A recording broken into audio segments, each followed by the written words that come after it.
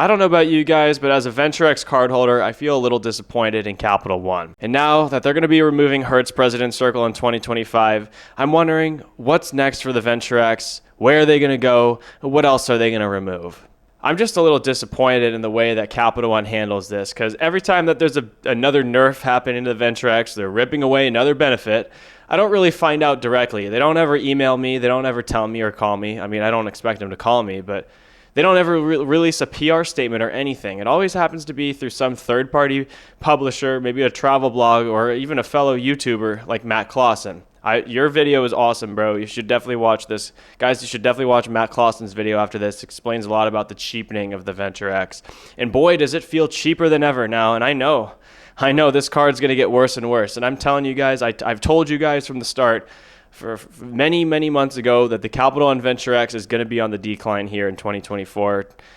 And it's just really unfortunate. So like all kings of the castle, none of them can rule forever, and the Capital One VentureX is no exception.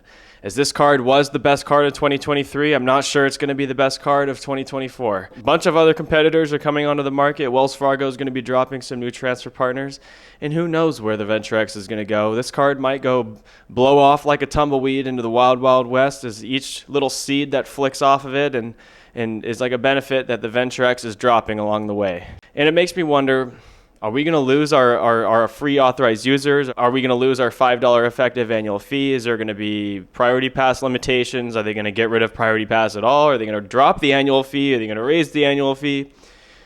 I'm not sure what's coming with this card. It makes me think about 2016 when the Chase Sapphire Reserve was dropped, and that was the hottest card on the market with that $100,000 bonus, and everyone wanted to have the Chase Sapphire Reserve because it was such a good deal. And while I wasn't really around that much in the travel game to get that, and I wasn't in the position to get that card, I did follow it and I did watch what happened. And I watched that card get squeezed of all of its benefits, a higher annual fee, lower effective benefits, and eventually no one really wanted it. But now, as that card has finally came to a point where it's just flatlined and it just has the same amount of benefits every single year, and it's very stable. And now a lot of other people are drawn to it with the craziness going on in the credit card market. From one side is the American Express Platinum, and the other side is the VentureX. One's raising the annual fee and adding a bunch of annoying benefits that don't really help you, and credits and all that. And the other one is reducing benefits and not helping you at all because they're secretly doing it all behind your back. I don't know about you guys, but this reminds me of the LS400. You know, that one Lexus where the wine glass could sit on the engine without shaking at all. Lexus is ready to celebrate because even at the equivalent of 145 miles per hour,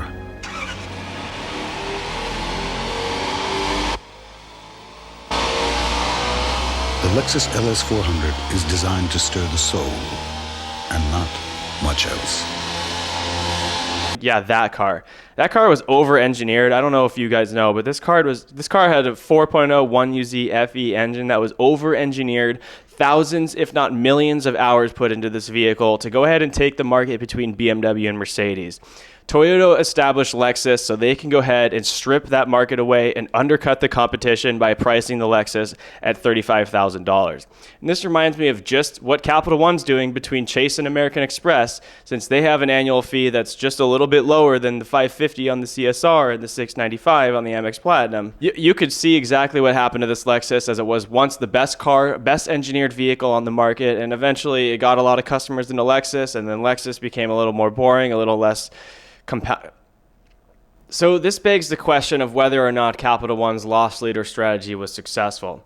And I gotta say yes, but also no.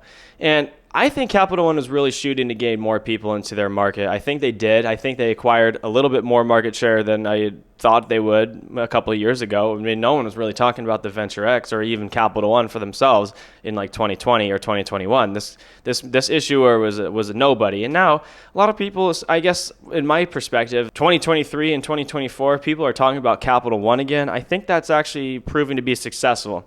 But with the loss leader, you're not going to be making a lot of money. It's meant to be a loser. And I think the Capital One is doing just that. It might actually be so effective at losing that people are now talking talking about it. Look at me. I'm talking about Capital One right now in front of a camera on a social media website, sharing it to a bunch of viewers, advertising for Capital One because they're so interesting now. You got to think that might be actually their whole entire plan. It actually is a pretty interesting strategy, since providing a card with a positive $5 effective annual fee and all these benefits right off the bat was something that no one has ever done. And I applaud Capital One for trying that out.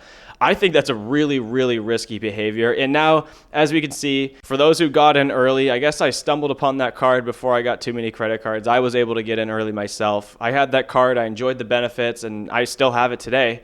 A lot of other people do, but now they're not letting other people in. I think a lot of denials are happening with Capital One Venture X. They're shrinking more benefits. They just got rid of Hertz President's Circle. They took away Priority Pass restaurants. They took away the $300 travel credit and made it a coupon. And they took away price matching. These are all just side effects of the loss leader in itself, as this credit card is going from acquiring customers to now we need to make some money. I think it actually is a good strategy on them for getting rid of Hertz President's Circle, because I don't think a lot of people, maybe 20%, actually use that. Honestly, it's probably like 5% have used that. I personally haven't used that at all, the Hertz President's Circle feature. And I think it's a really expensive feature for what it actually offers. And I know the Visa Infinite card itself comes with some sort of status matching. I'm not sure exactly what it is. Maybe some sort of other rental car status, but I think Capital One has to pay Hertz a lot of money in that contract, and it might not be worth it for the Venture X card holders, since maybe they're tracking who's using it and who's not, and it might be less than what they intended. However, they're going to be reducing more and more benefits, I think, through 2024. I think there's going to be higher authorized user fees. I think some cuts are going to be coming to the lounge access rules. I don't think you're going to be able to bring unlimited lounge access in, unlimited guests in with your authorized users. They already took that away, actually. Authorized users used to be able to bring unlimited guests in. Now they can bring 2. Maybe they're going to be able to bring 1. Maybe they're going to be able to bring a guest at like $25 fee. I'm not really sure what's going to happen, and I wonder what you guys think about all this. It's actually interesting to watch it all unfold, and I guess if you want to watch it all unfold, subscribe to the Jake Murgy YouTube channel. We'll be covering the whole thing. I have the card myself. Of course I want to talk about it. But that's all I got for today, guys. I hope you all have a good day, and take it easy. Bye.